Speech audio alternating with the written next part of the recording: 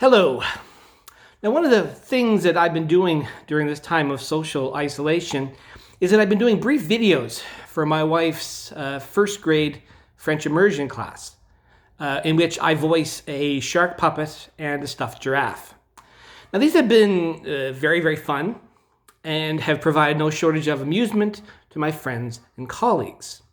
And in the midst of this frivolity, as an almost divine juxtaposition, I have been reading a book called Maturity by Sinclair Ferguson, subtitled Growing Up and Going On in the Christian Life.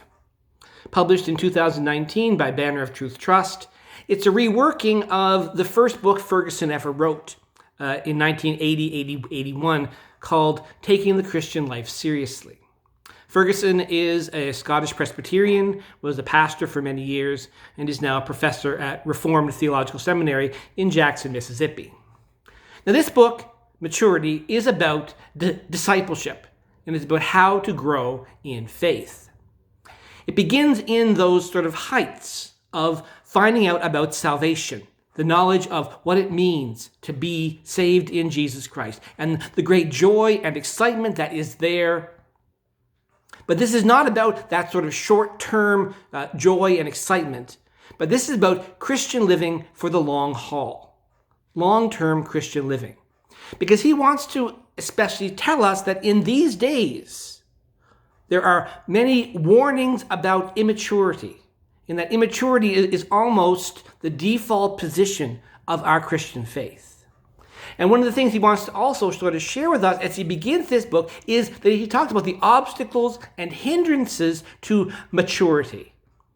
And especially he wants to say that in the letter to the Hebrews, that the obstacles in the first century are very similar to the obstacles that we face in this time. Discernment, or lack thereof, distraction, etc.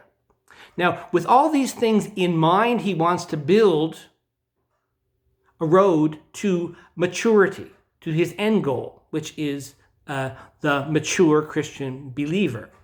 Now, he starts off with 2 chapters on standing firm, on building a solid foundation for your Christian faith. Now, in building this solid foundation, he wants to sort of tell us about assurance and guidance and those things which will sustain us as we go through the rest of this book, especially in the next 4 chapters, which are about facing difficulties, the roller coaster of the Christian life, as we face tragedy, as we face sin, as we face temptation and other such difficulties that always come in the Christian faith. And when the foundation is built, those things will not send us back to an immature faith, or will not shipwreck our faith entirely. After the difficulties, he goes on to 2 chapters which are entitled On Pressing On, continuing in the faith. The foundation is built, the difficulties are there. How do you move on in faith? Is his point here. To get to that final goal, which is contentment. Contentment, the idea of being mature in faith and content in where you are in Jesus Christ.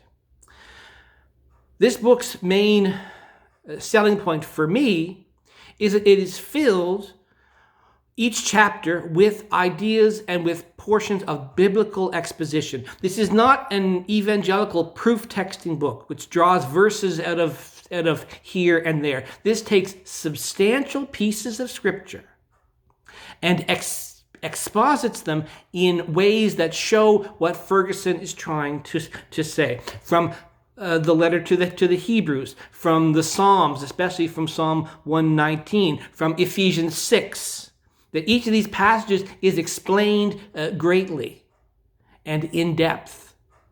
So we don't get superficial biblical teaching. Who is this book for?